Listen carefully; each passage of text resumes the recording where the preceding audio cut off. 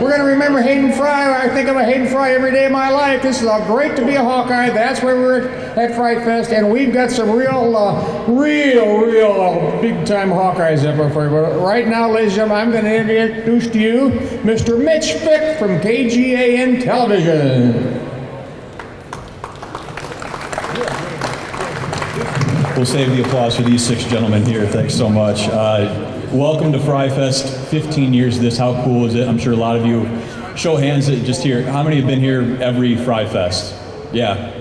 Just one of those things, right? Great way to kick off the football season. Certainly a great way to honor a man who changed the game on and off the field. And what a great lineup we've got here to introduce you to real quick. We'll just go down the line real quick and start all the way down there with a guy who really is connected to Coach Fry the longest. Don Patterson was with him for a year in Denton, Texas at North Texas. You're a Texas native, and he somehow convinced you to come up where they got winter here in the winter of '78, right there in December.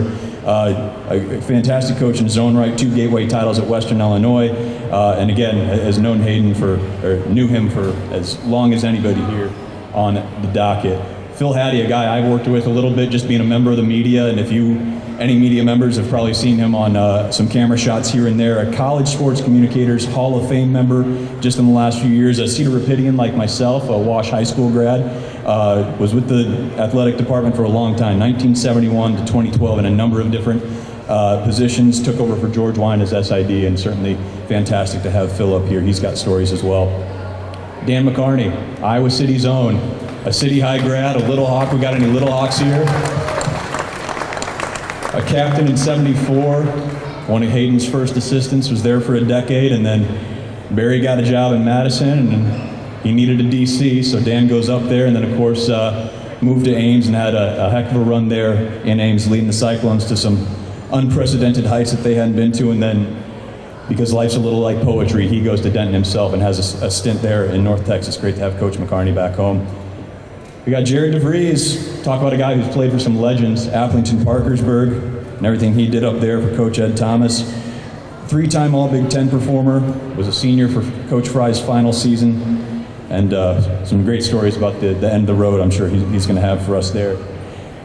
Hap Peterson, before Pat Anger came in and got everybody talking about Bettendorf, don't forget about Hap Peterson, folks, a heck of a player for the Bulldogs. I believe I read first Bettendorf Bulldog to be voted in the Iowa High School Hall of Fame as a football player, something like that. You can brag a little bit.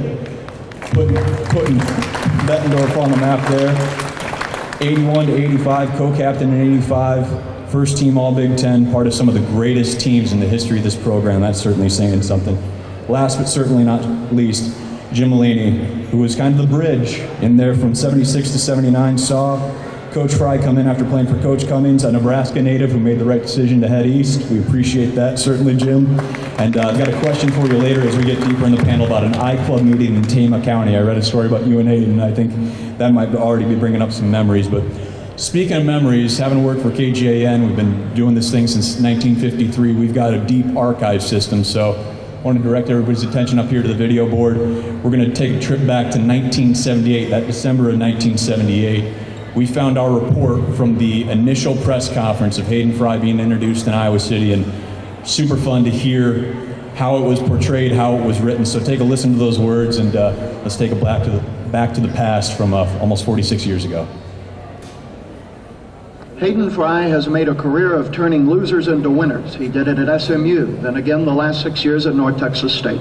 But even with 10-1 and 9-2 records the last 2 seasons at North Texas, there were no bowl invitations. So Fry has come to Iowa, where right now there are real doubts that there ever can be a winner. But there's also hope that Fry can work his magic for the Hawkeyes. I have done my homework to find out if Iowa is going to be committed to do whatever is necessary within the rules and regulations to be comparable with the winners in the Big Ten. I have been assured that this will take place. Therefore, I am exceptionally happy to accept the job as head football coach here. Fry talks as though he's about to waken a sleeping giant. If somehow he can return Iowa to the glory days of Big Ten championships, then bowl games and national acclaim can no longer elude him. For that, he's willing to work very hard. The University of Iowa, and I'm sure the president will do a far better job than I, in elaborating on this, but we are prepared to compete with the people that have been winning in the Big Ten. And whatever it takes, we're going to do it as long as it's ethical and within the rules. Fry may have what it takes to make Iowa a winner for the first time in 2 decades, or he may not. What it took to get him here was $45,000 a year and the challenge to put the Hawkeyes back on top. Probably the best 45 grand University of Iowa ever spent, right?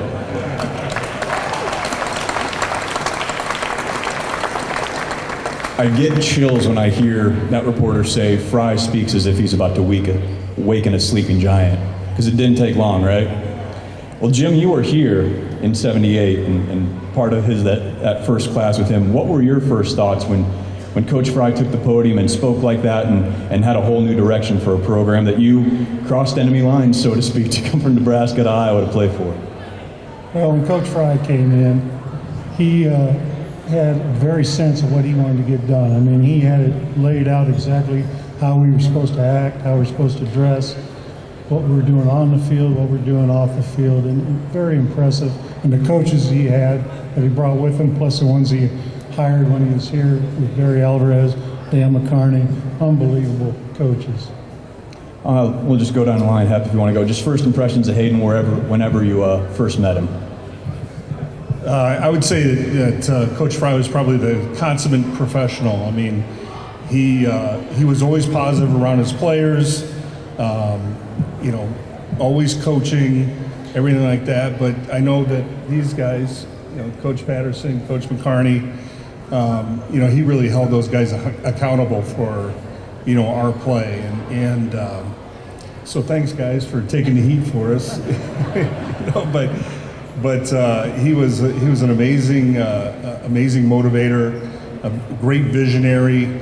A lot of the motivational things that he talked about and what he did as a coach, we all thought that it's like, what is he even talking about? Visualizing and all this kind of stuff. It didn't really dawn us until we got a little bit older. We really started to appreciate and buy into what he was doing. So, Jim? Well, I had the honor to catch Coach Fry on the tail end of his career, and I hope I'm not the one that caused him into retirement. But Coach Fry was unbelievable, from his pregame speeches to the hokey pokey, sense of humor out of this room. So it's just a pleasure to play for him, watch him interact with his assistant coaches, which later in his career, he was letting his assistant coaches do a lot of the coaching, but you could see him either in the crow's nest or just in meetings, just orchestrating everything. Great to see everybody. How about them Hawks? This is amazing. Really appreciate everybody that's put this on and continued this tradition. A couple of things, and then I'll share a couple of memories. First of all, maybe we can get some of the people on the outside just to quiet down a little bit, just for all of us that are speaking, and for all of you that are here. We just want to respect you and let you listen to what we're talking about. It's an amazing, you stop and think about it, we're sitting there watching it on the video, 1979, and here it is 2024, and this amazing tradition and this show of respect for what Hayden Fry meant to the University of Iowa, to Iowa City, to the state of Iowa, and to all of college football. To have all of you here and to keep paying your respects and loving what he did for us. And you drive through town, as we all do. It's always fun to come back. I spent 36 years in this town. I'll always be proud of my roots. And you see all those Hayden Fry flags hanging all over the town, the Hawk statues. I'm telling you, nobody in America kicks off college football like we do in Iowa City, like you guys do. Nobody. It's amazing. Phil and I were just talking. He said that press conference was in the old Letter Winners Club in the old field house when they introduced Coach Fry. I'm sitting on Morningside Drive with my mom and dad listening to it on the radio, figuring I had no chance to stay with Hayden. I was a part-timer with Bob Cummings, played for him. And all of a sudden I went in for an interview. He wanted to talk to all the coaches that were here before. Amazingly, after about a half an hour, he said, "Well, Dan, what do you think about being my tight end coach for $18,000? And I about jumped off the seat. He was doing all the interviews in Bump Elliott's office. I had no idea. I had the least amount of experience, the youngest, but he took a chance on me. And then later that spring, and I'll pass this on to Phil, but later that spring, Bob Lee, as Donnie Patterson remembers, came with Hayden from North Texas. He had the defensive line. He got lonely for Texas, decided to go back. I had Jimmy Swift at tight end. Because of the job he did in spring ball, Hayden decided to give me all the defensive line. And he came in and one day and he opened the door and shut the door after Bob Lee had left, and he said, Dan, what do you think about being my defensive line coach? And he said, I'll never forget this, and you defensive linemen can really appreciate this. He said, it's not that complex. Either tell them to go straight ahead, right, or left. It's not that complex. He said, and then when it's a passing down, you get your butt up in the air, you see red, and you smell horse shit, and you go hit the quarterback.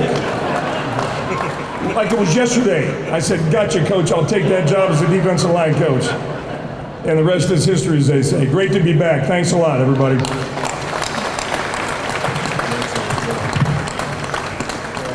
Well, my first impressions of Hayden, there was two people beside my parents that I've known that commanded immediate respect just by walking into the room.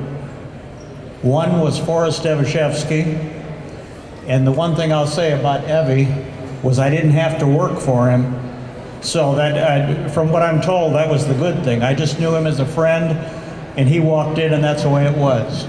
The first time Hayden Fry walked into the office of Bump Elliott, he had on a winter coat, which he very seldom wore in his life, he said. He had to borrow it from somebody. Him walking into the room, he also commanded respect without saying a word. So Forrest Evashevsky and Hayden Fry, those are my first impressions of Hayden Fry. He commanded immediate respect, and I assume that's the way it was with his players when he came in. He was someone special, and you knew right away Hawkeye football was headed in an upward direction, and didn't take long. It took a couple of years, but we went into land that we, for the most part, people are my age and most people out here had never seen before as far as Hawkeye football, and you know, all we can say is thank God for Hayden Fry.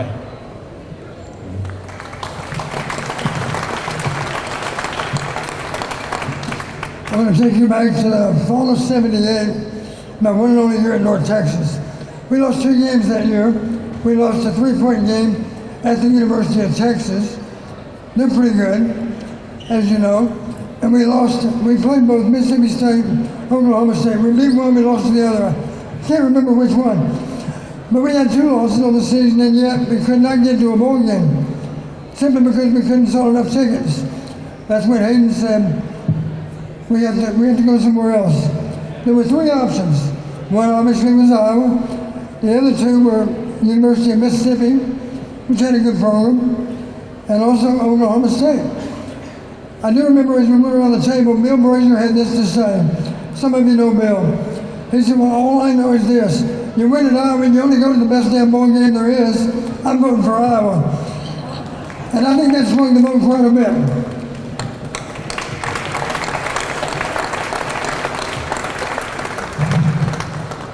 Hayden changed a lot off the field as well, of course. America needs farmers. That was his idea. I believe, Hap, you were a senior that year in '85 when that was introduced. I'll ask you about that in a bit. But the hat itself is iconic, and the Tiger Hawk certainly iconic. I talked to some of you before we got up here.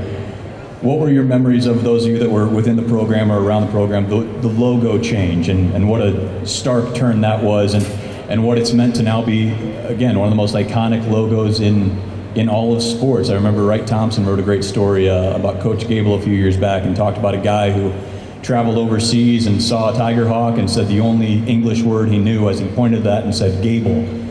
And now that's happening with Caitlin Clark. That's happened a few times as well. But what do you guys remember about the introduction to the Tiger Hawk? And you couldn't have imagined it get the legs that it did and become as iconic as it did. It was probably just a big change. You're looking at what's going on here. It's a different thing. But what are your guys' memories of those initial discussions? And even if you weren't with the program yet, just seeing it for the first time, that's a big change. Well, you know, I was here and we had the old Iowa script Iowa helmets.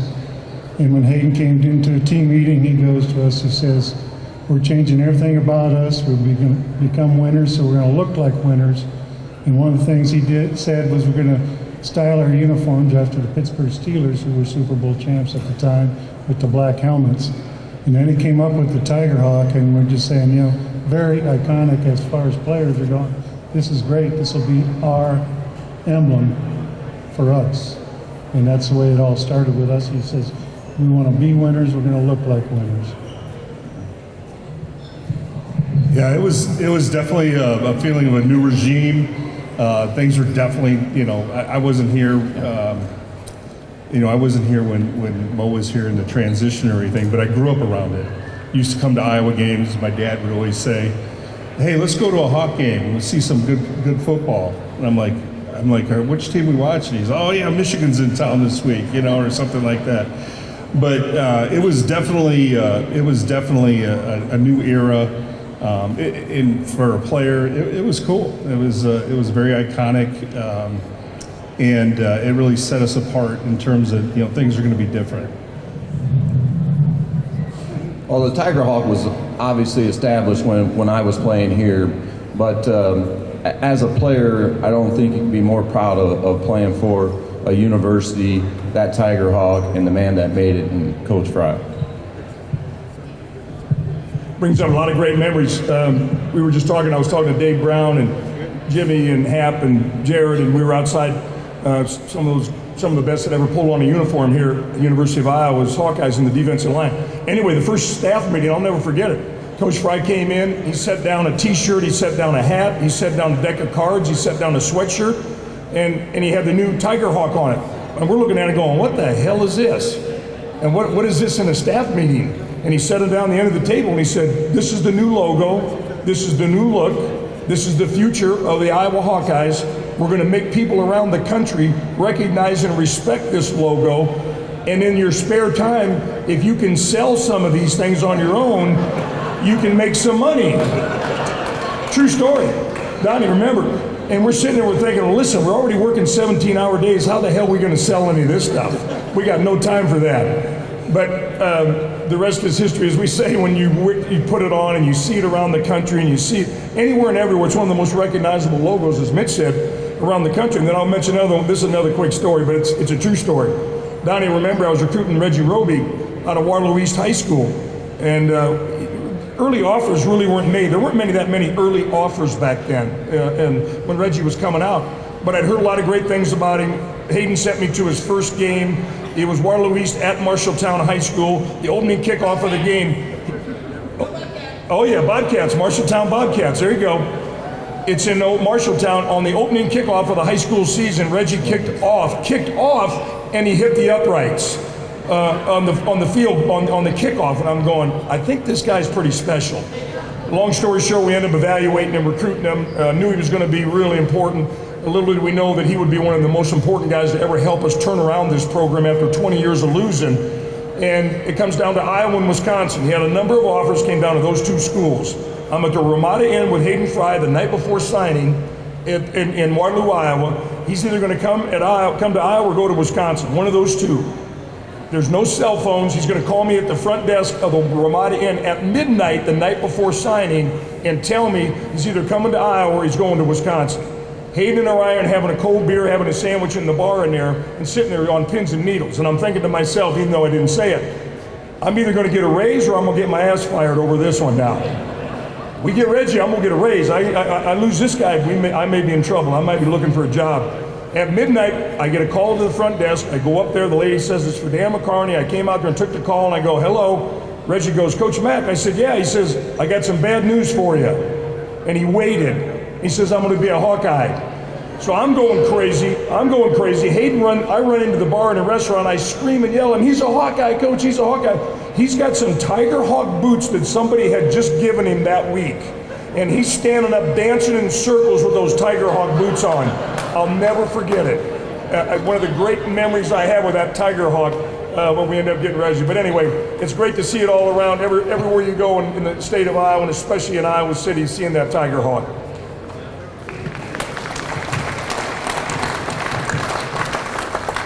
That kind of tells you right there where we were at that space in time when we got that excited about getting a kicker. But I remember Hayden said we have to change the culture. not just the win-loss. We've got to change the culture of Iowa football, and part of that was changing everything. The uniforms, putting the Tiger Hawk in there, and there's a little something odd about that. Now, some of you wearing your Tiger Hawks today, I don't know if you guys remember this. You turn it, and the young people won't have any idea what I'm talking about. You turn it sideways, about 45 degrees, and they call the Hawkeyes, because that's what the Tiger Hawk looks like, the Flying Flintstones. If you remember that, Fred Flintstone turned the Tiger Hawk sideways, and it looks a little bit like Fred Flintstone, and they says, well, here it is, more losing. We're the Flying Flintstones here in Iowa, and he knew what he was doing. There was an illustrator from Cedar Rapids that Hayden got together with them, and they designed the Tiger Hawk, and it's something that, as they say, will go down in infamy as far as Iowa history, and it did in fact change the entire culture. Speaking of the Tiger Hawk, I do recall a meeting, probably spring or summer, that very first spring and summer. Believe it or not, there were a lot of options regarding logo. And I just want to reassure you, some of them look more like chicken hawks than Tiger Hawks. Without a doubt, we picked the best one, no doubt about it. So we get a new logo, a new regime, a new culture, and as we get into the early to mid 80s, the change starts happening, starts pretty quick. Hap, you were on those teams as well. Some of you were still within the program. Jim, you were still freshly out of it. But what do you remember about the moments, the season, the stretches where you see it's changing, it's happening? Everything he said he was going to do in that presser, the sleeping giants getting woken up. What was that like, whether you were within the program, whatever you were doing in the program, or freshly out of it? What do you remember about seeing that and just the attention that was on Iowa City for this football program that was becoming a giant that was wide awake? I got one great story with Hayden. When he came in, nobody knew who he was. It was always Hayden who's this guy from Texas. When I first met him, he pulls up in a Mercedes, snakeskin boots, and a Rolex, and I go, this is our coach, okay. But that was the first team meeting, and everything went well from there.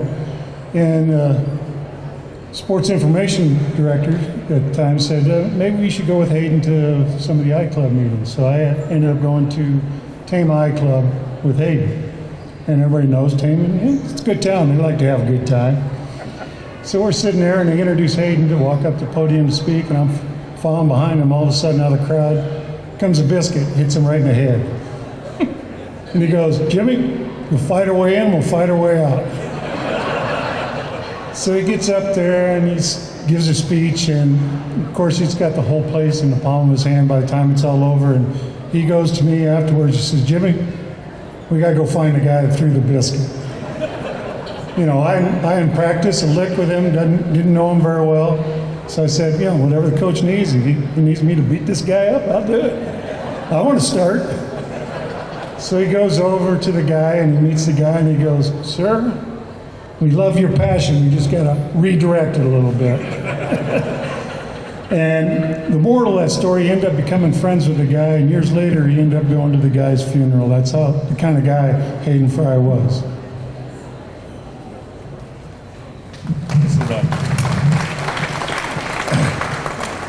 Well, I can tell you as a freshman coming in 1981, everything was serious. I mean, it was serious. It was intense. It was very serious. Again, Coach was the consummate motivator, got people excited about it, and really drove these guys. He was one of these guys who was a great leader and relied on his coaches. He knew if he hired good coaches, these guys would do the job and all would be well, because he can't do it all, right? So I'll never forget, it was my freshman year. We're in practice, and Kirk Ferentz now is the line coach. His first year was my first year. And Dan and Kirk got together, and we were going to do pass rush drills, but we're going to do things a little different. Hayden always had a philosophy that, ones against twos. He never put the ones against each other. And these guys got together and thought it'd be a great idea to put the ones against the ones. And I'll never forget, I don't think I ever saw a coach run down a field as fast as that, but he came running down, and within, a lot of screaming, a lot of arm waving and stuff like that, I could hear Coach say, Dan, I just hired you as a D-line coach, you're fired. Kirk, you just came on board, you're fired. If you guys don't change this around right now, you guys are both to be out of a job. And so that's how I was like, and I'm an 18-year-old kid. I don't know. I was like, what the hell is going on here? This is unbelievable. And but sure enough, I could just say that there was definitely an attitude change by the time I got there.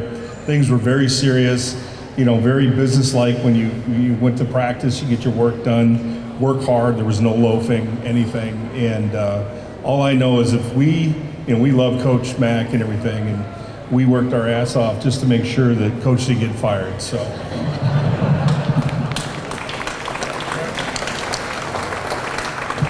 Well, it appears, or it sounds like a lot of I-clubs have a lot of stories, so I'll tell one myself. It was our senior year.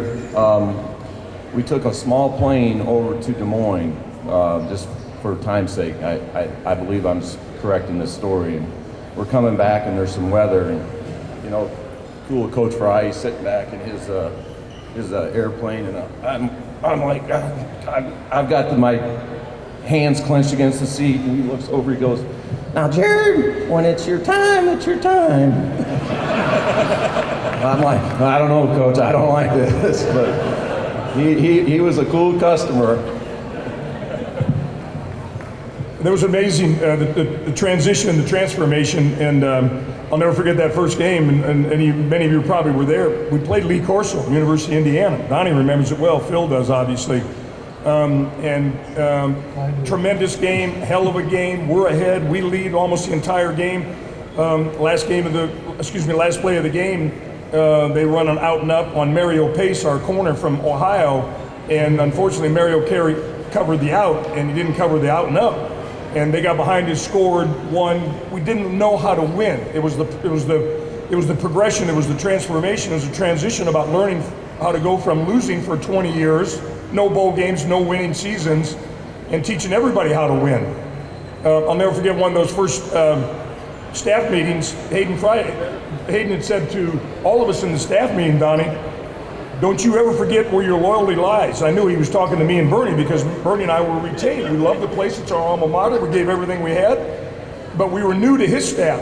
And he said, don't you ever forget where your loyalties lie. It's where your damn paycheck comes from. And he was letting Bernie and I know, all your loyalty better be with me, period, end of story. What he established, and I just thought of this when these guys are talking and all played for him and have such deep, incredible respect for the head coach all these decades later. He did this, and he didn't come out and say it, but when you look back on it now, he made sure all of us coaches and players alike had a chip on our shoulder. He made sure that we would fight for our brothers, coaches and players alike. We're not going to make any excuses, because he wouldn't allow that, and unlike what you hear all the time nowadays, everybody's got an excuse for failure. You're not going to make any excuses, and together let's make history. And that's exactly what we did. And then we went on that 1981 season, and those you were there, and Hap was a freshman, as you mentioned, it was unbelievable for someone that grew up in this town, loved the Hawks, never got to experience a bowl game, never got to experience a winning season, and we're not only going to a bowl game, we're going to the Rose Bowl. And we beat 3 top 10 teams doing it. University of Nebraska, after they beat us by about 50 the year before in Lincoln, Nebraska, and they were still loaded. We beat UCLA top 10, we beat Michigan top 10. It was one of those unbelievable memorable seasons. And then who will ever forget Phil Blacher running up and down the field against Michigan State. Our defense was incredible. The two best defenses I was ever around was the 1981 Iowa defense and the Florida defense when we won the national championship. We beat Bobby Stoops, who was averaging 56 points a game. We held him to 14. Those were the two best. And I was around some of the best ever in the history of college football. Those two were the best. But the formula was good, solid offense. Don't turn it over. Keep them guessing. Scratch where it itches, which Hayden made famous. Play incredible defense. And Reggie Roby, you flip the damn field, and we're going to the Rose Bowl. And that's what we did.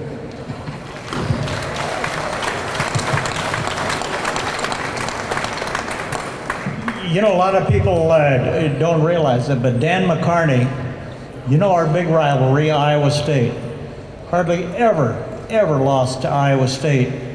He got so fired up, I'm talking about Dan, when we played Iowa State. He'd be up and down the halls all week, and I'm sure he remembers saying, okay guys, it's Cloney week. It's Cloney week, we gotta go after him. And that's why we never lost him. That's another reason when he was at another school just west of us, why it was very hard for us to beat him when he was at Iowa State. The one thing I want to say, I want to bring up somebody, and that's Bill Brazier. Bill Brazier, after that first season, said, look at all those people going crazy after we beat Michigan State. So we knew we were going to go to the Rose Bowl, and we're in good shape. Bill Brazier said, Philip, get used to it. We're going to be going to a bowl game every year from now on. And you know what? He was right when he said that, and that's a guy saying that after we haven't been to one in like 24 years. So the other point I want to make, and I don't know if people fully realize this, that could have been in the mid-'80s, without question, in my opinion, the greatest entire football staff ever assembled in college football. When you consider the number that went on to be head coaches, including Donnie, Dan, you know, you've got Bill Snyder. The ones that stayed did not could have been head coaches. That's like Carl Jackson, Bill Brazier, any of them. It was a staff that was unmatched, and he said he did not want a coach on his staff unless they wanted to become a head coach someday, that they had the feeling they could be a head coach. And that was, in my opinion, the greatest entire football staff in the history of college football.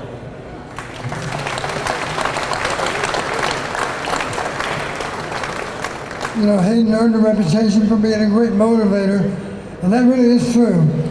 I listened really well in those early years, and years later, as you know, I went to Western Illinois, and I was able, in our second year we won our first conference title, I was able to call up Coach Fry on Christmas and say, oh, by the way, Coach, I want you to know this. Those stories you told to players at Iowa, I'm telling them at Western Illinois, and they still work. Timeless stories for sure. It wasn't just the Tiger Hawk that Coach Fry came up with, but of course in '85 we talked about this half, the American Needs Farmers Initiative that still stands 40 years later now. What do you all remember about just him dropping another idea on the table like that? And certainly if any of you were farmers back in '85, you know the hellscape that they were dealing with, and what did it mean to you, Hap, and to everybody who's worn that helmet now to just recognize farmers and know that, you know, we're in the heartland, and whether you're from Nebraska, Iowa, Texas, they got farmers down in Texas too. What did it mean to have that initiative and to strap on a helmet and go out there every single game knowing that you're playing for yourself, you're playing for your teammates, your coaches, but you got a lot of hard-working Iowans back there too that you're representing? When that came to be, I wasn't on the team, but being from Nebraska, it's another farming community. Iowa, you know, a lot of farmers. In Nebraska, we'd always be out in the field or being on a pheasant hunt or something, and you got to get in at 1 o'clock, turn the game on the radio. You know, America needs their farmers. When Hayden come up with that, it just put it in the forefront. And right now, I have a son-in-law that's a farmer in Nebraska now, so it's a great thing for the whole farming community and the Midwest. You know, that was a really emotional time for the state of Iowa. You know, farm crisis hit. People were losing their farms. I grew up in the Quad Cities, Bettendorf. My dad worked for International Harvester, the farming community, and many of the farmers, and you know, both in Iowa and Illinois, we knew a lot of them. And I'll never forget, was a senior captain. Coach had come to his staff and, you know, with an idea, and then you know, he had enough respect for his players and team and everything. He came to the coaches and pitched it to us, and of course we got way behind it, and it was exciting. You know, Iowa's a really special place, you know what I mean? And a very special place.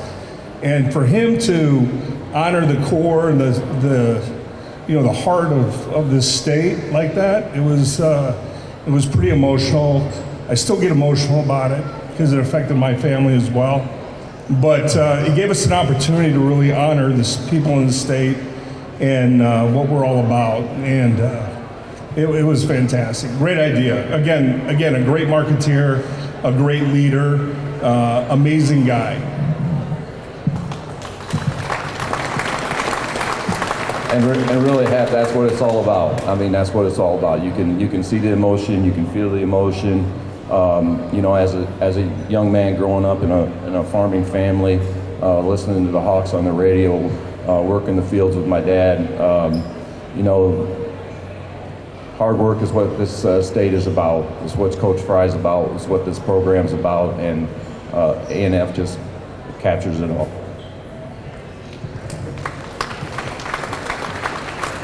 Yeah, no, it just goes back to all the special things that Coach Fry did when he built this program, to make it special, to make it unique, to make it different. It's the Tiger Hawk. Whoever saw a football coach in the Midwest wearing white pants on game day, sunglasses on game day, when putting A&F to really to exaggerate and make sure the country knows we're supporting our farmers. That's at the heart of everything we do. There isn't a profession or occupation in the state of Iowa that we have more respect for than farmers. If you didn't live on one or work on one, you haven't really lived. Now, I never lived on one, Jared, but I worked on them 4 summers in a row, baling hay on the old skids. You talk about some work now, and we just had such great, deep respect. You stop and think about the A&F on the helmet. You think about the way that you guys took the field. There was a rhyme and a reason for anything and everything that Hayden did. The swarm. Here it is, 2024. I was talking to Kelly Fry, Hayden's son, earlier today, and just said, it's amazing. This is 45 years later, and the people are just still crazy about Iowa football and Hayden Fry. And remember what he meant to this place 45 years later. It's amazing. And the FRYfest lives on. But it's the way we took the field, it's the swarm, it's representing the heart and the soul and the pride of Iowa people, including the farmers that work so hard. Everything that he did, there was a reason behind it, a rhyme. He never pulled anything out, just threw it out and hope it stuck. He knew what he was doing. He was one of the smartest, most intelligent, one of the great marketers, and one of the great football coaches in the history of the game. And thank God we all got to be a part of it and experience it and remember it all these years later.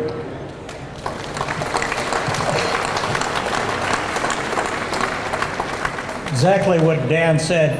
Everything Hayden did, he did for a reason, and the reason was to make his team better. Now I think they'll all agree with me. We've got to realize we're in Iowa. That's something we're all proud of. But we're not Southern Cal.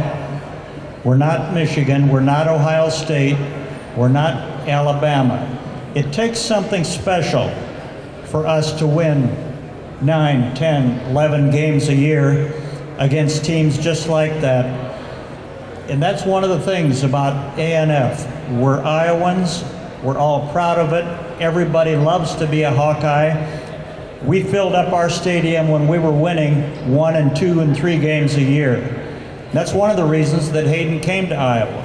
He showed that to his staff down in North Texas and said, look at those stands. They're full and they've hardly won a game.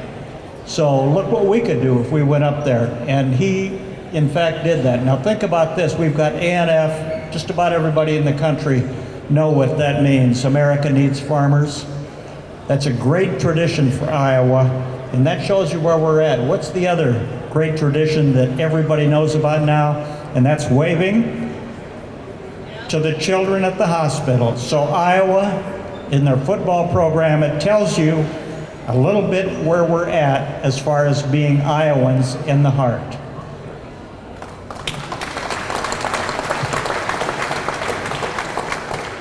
You know, way back in time when the A&F sticker was designed, I don't think we as coaches had a full appreciation for how much of an impact it might have. I wish I had $1 every time someone came up to me and said, I didn't get to see a lot of games in the past, but I was bringing in the crops and listening on the radio, and I still felt connected to Iowa football, in part because of that sticker on the helmet.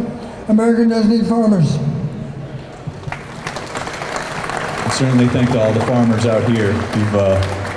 You've made your trip to Iowa City and Coralville today. You've all been massive successes in your own walks of life after your days in Iowa City.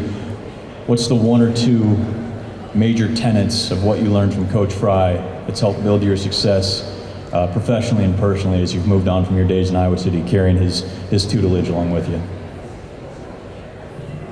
You know, I came to Iowa City in 1976, and outside of a few years that I tried to play pro football, I've been here the whole time, so I know this town very well.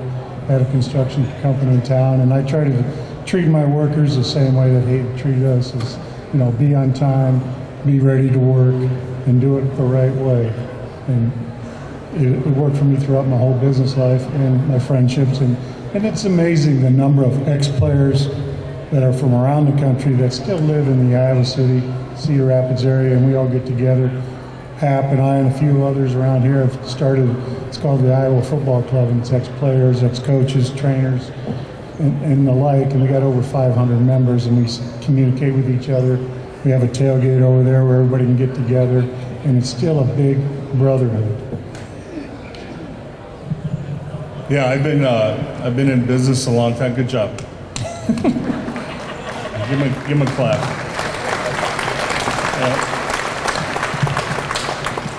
I've been on the commercial side of medicine for like 35 years, and the biggest thing about and I took all the lessons that Hayden taught us from the years I was there and even the years past about being intentional with everything you do. If you hire the right people, good things will happen. Trust the people you hire, trust the people you're around you, surround yourself with good people. It was just and it was always the little things, like Jimmy said, he always had a saying, if you're 15 minutes early, you're late. So I've never been late for anything, So he was just a really good leader. He knew how to run an organization. Winning's a process, it's not an event. And Hayden was always patient enough to let things happen. If you do the right things, you put the work in, you surround yourself with good people, make things happen, it'll come to you. And then to recognize that, and then build upon that, and not settle for anything. And so we never settled for anything, all the years we were there. And then when you get to a point that, for me, the year in '85 we had was really, really, really special. We had followed the program, followed the formula to such a degree. There's an air of knowing, you know what I mean? No matter what situation we got in, we knew that we would be able to pull that game out, or we knew that we would get that stop. I know as a D lineman, talk about Coach Fry, Hayden liked to spend a lot of time down on the offensive end of the ball, right? And the last thing you wanted anything to ever happen was to have Hayden come marching down on the defensive side of the ball. Right, Coach? That was the worst thing, and it's like you knew you were messing up big time if Coach came on our side of the ball. And so that was one of our little mantras, keep the old man down on that end of the ball, and on that end of the sideline, and not have anything to do with, if we do our jobs, that'll make it happen. So,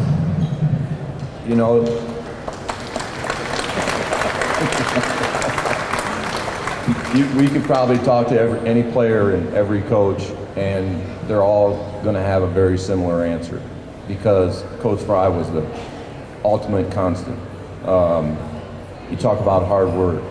You talk about showing, all those things. The thing that I find it unique, at least in my situation, is all the values and morals that my folks taught, Coach Fry reinforced. And that makes me feel good as a son. I try to parent that same way, that's the unique thing about Coach Fry. He had the values, the morals of a hardworking farming community, and that's what he taught all of us, all these guys as well, and is just a special guy.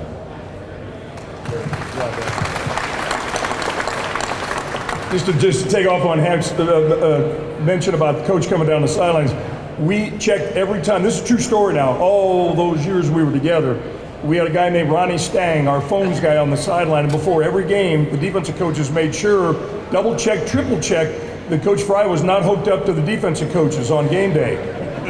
He never was. All those years we were here, we always double check and triple check. So most of the time you're just talking about the game and making adjustments and doing what you need to do to win games. But once in a while something might be said from the box to the sideline to the box, and you didn't necessarily need Coach Fry to hear that. But we had a graduate assistant every game that was in charge of, in the box, besides charting, writing things down, just letting Barry Alvarez and I know when White Pants was coming down the sideline towards the defensive coaches. They always say, Coach, he's on the way, White Pants is coming, Coach is coming, be ready, be ready. That's a true story now.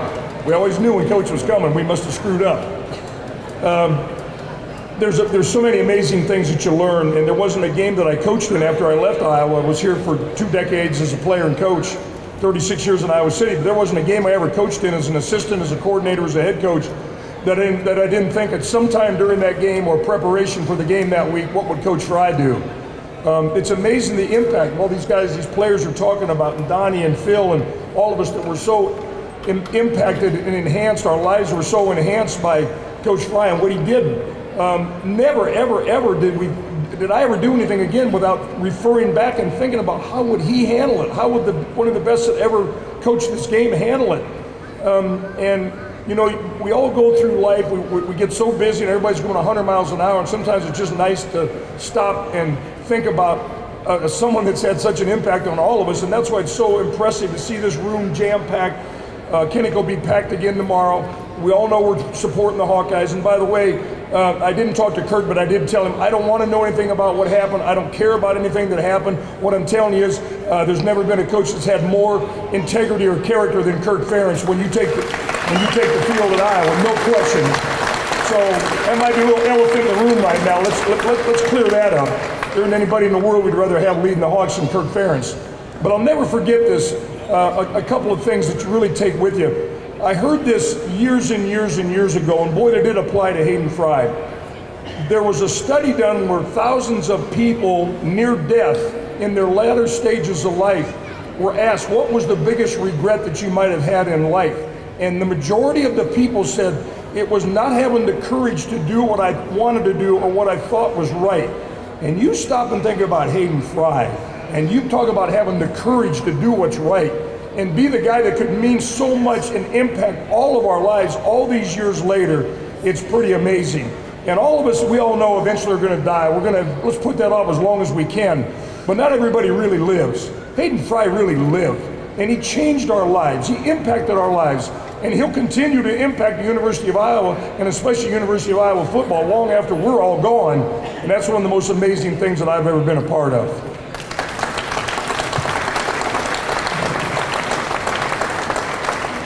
I guess one thing I'd like to reinforce, there's been 2 people, in my opinion. I worked in the athletic department for 42 years that I think are pretty darn special, and to me, they were godlike. Hayden Fry and Bump Elliott. I think those 2 people are the reason Iowa athletics are what they are today. Both of them worked together. Bump gave Hayden what he needed. And think about this, this is not the case at any university in the entire country. 45 years, we've had 2 football coaches. 45 years. There's some schools that have had 3 football coaches in 5 years. And I remember this in an interview early on. They asked Coach Campbell at Iowa State, you know, you're going to get a lot of offers for jobs in other places. He said, I want to do what Coach Hayden Fry and Kirk Ferentz did at Iowa. He says, this is a good state, the people are good to you, and the fact that everybody treats you right, I'd like to build at Iowa State with those 2 built at Iowa. And to me, the University of Iowa is what it is today, educationally, athletically, and just about every other way because of Bump Elliott and Hayden Fry.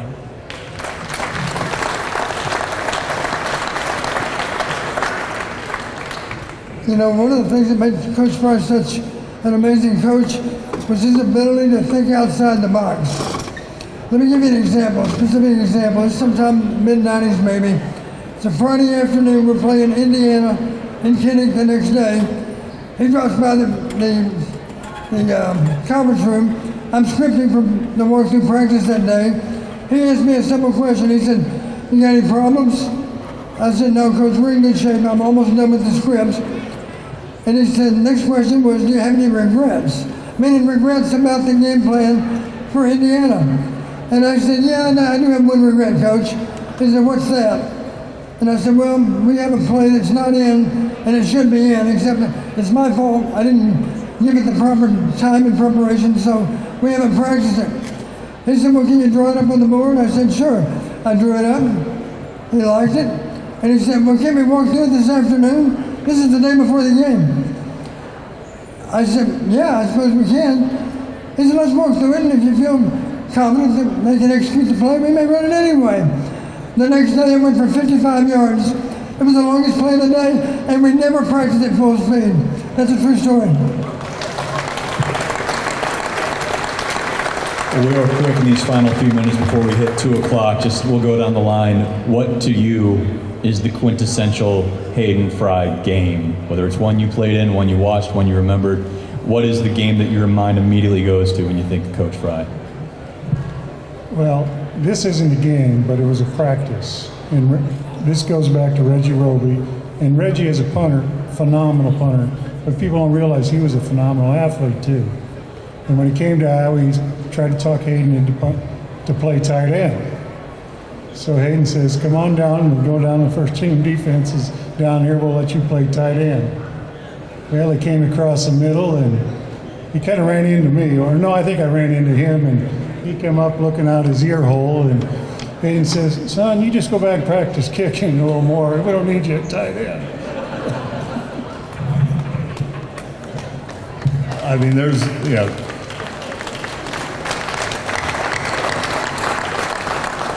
I made him an All-American. Yeah, Jimmy made him an All-American. That's good job.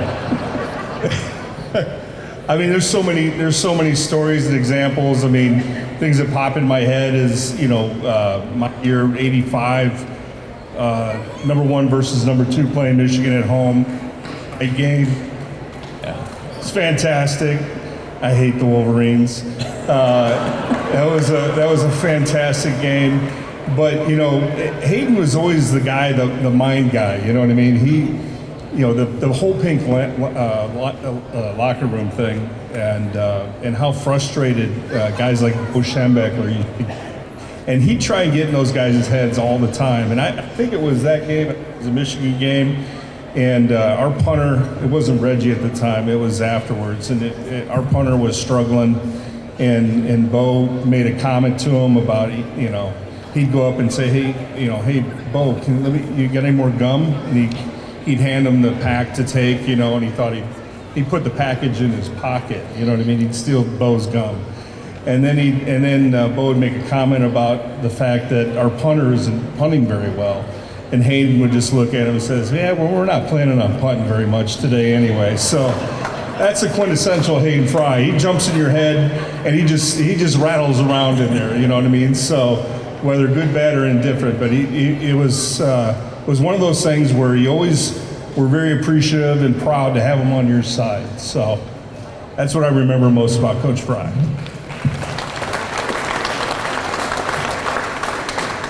There's too many games to recite or recall, but I can tell you playing in front of you guys in Kinnick Stadium as a player made our hair stand up on our arms. And even when I go back to watch it, guys talked about the Swarm, the Back in Black, I still get goosebumps. And that's largely because of the fan support and what we represent here at the University of Iowa.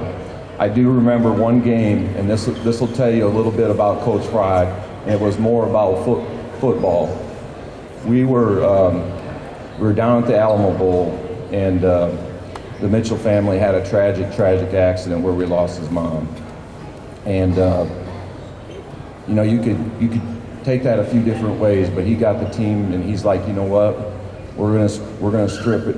We're gonna strip our helmets down. We're gonna play for the Mitchell family, and that's when you know it's more about football, and that's what Coach Fry was about.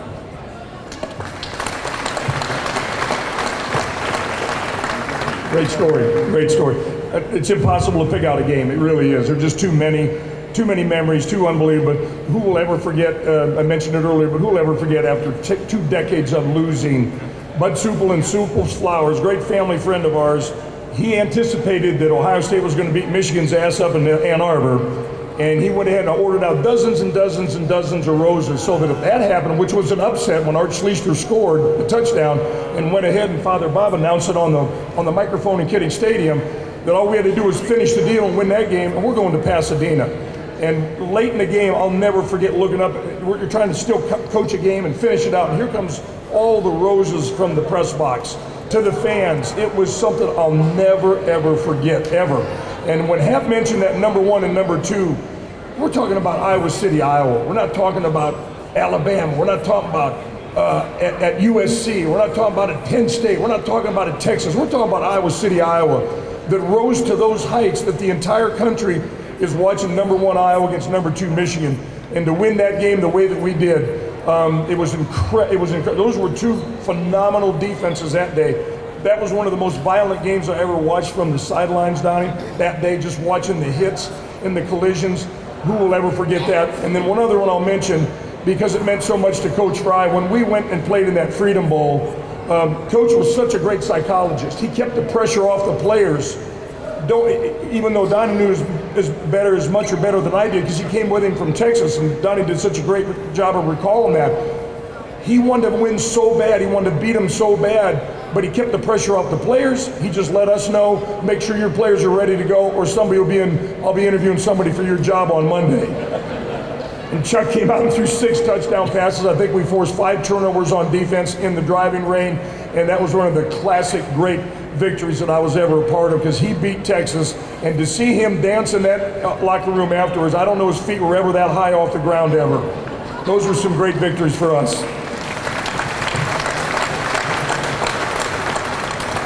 Yeah, it's hard to argue the number 1 versus number 2. In fact, up until the end, Hayden Fry always maintained that big crowd of players on the field. He said I was under it, because a lot of times I was always near there, and I was in the end zone. No, I wasn't under it, I guarantee you that. I was in the end zone to catch Chuck Long when we beat Michigan State on that touchdown right at the end. But one of my favorites, and maybe it wasn't the most important, was that last-minute touchdown pass to Marv Cook at Columbus, Ohio. And it just was a game special, because you don't win very often in Columbus, you don't win very often in Ann Arbor, quite frankly, and Hayden did both of those. He won in both places, and probably more than any of the other coaches around, and it's very special that we had Hayden. You know, he was in the right place at the right time, you know, because I think Iowa's had I personally thought Bob Cummings was a pretty darn good coach. I thought his players would have run through a wall for him, but he was in the wrong place at the wrong time. But Hayden Fry was in the right place at the right time, and we're lucky we got him.